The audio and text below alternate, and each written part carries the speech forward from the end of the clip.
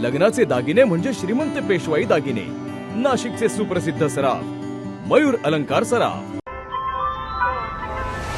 ताज्या बातम्यांसाठी नाशिक न्यूजच्या YouTube चॅनलला सबस्क्राईब करा आणि बेल आयकॉनला प्रेस करा।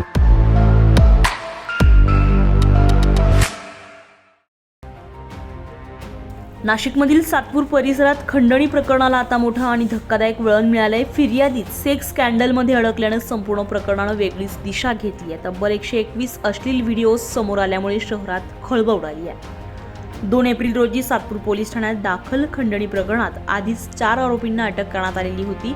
या आरोपींकडून मोबाईल, पेनड्राईव्ह आणि मेमरी कार्ड जप्त करण्यात आले।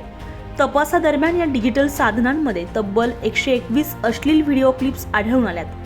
या सर्व व्हिडिओमध्ये खंडणी प्रकरणातील फिर्यादीच विविध महिलांसोबत असल्याचं प्राथमिक तपासात समोर आलंय।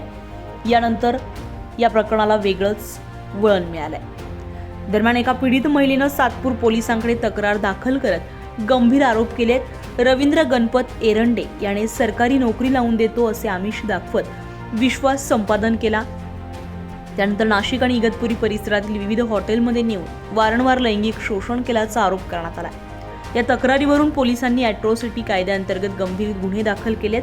आरोपीला अटक करण्यात आली असून पुढील तपास सुरू आहे। तपासादरम्यान आणखी एक धक्कादायक बाब समोर आली आहे। आरोपीने अनेक महिलांसोबत संबंध ठेवत त्यांचे गुप्त व्हिडिओ शूट केल्याची शक्यता पोलिसांनी व्यक्त केली आहे। त्यामुळे मोठ्या सेक्स रॅकेटचा पर्दाफाश होण्याची शक्यता नाकारता येत नाहीये। नाशिक पोलिसांनी या प्रकरणात पीडित महिलांना पुढे येण्याचं आवाहन केलंय। तक्रारदारांची ओळख पूर्णपणे गोपनीय ठेवण्यात येणार असल्याचंही स्पष्ट करण्यात आलंय। या प्रकरणाचा तपास सहाय्यक पोलीस आयुक्त सचिन बारी यांच्या मार्गदर्शनाखाली सुरू आहे। खंडणी प्रकरणातून समोर आलेल्या या नव्या सेक्स स्कॅन्डलमुळे नाशिकमध्ये मोठी खळबळ उडाली आहे। फिर्यादीच आरोपी ठरल्यानं संपूर्ण प्रकरणाकडे राज्याचं लक्ष लागलंय। तुषार ढेपले, नाशिक न्यूज, नाशिक। ताज्या बातम्यांसाठी नाशिक न्यूजच्या YouTube चॅनलला सबस्क्राईब करा आणि बेल आयकॉनला प्रेस करा।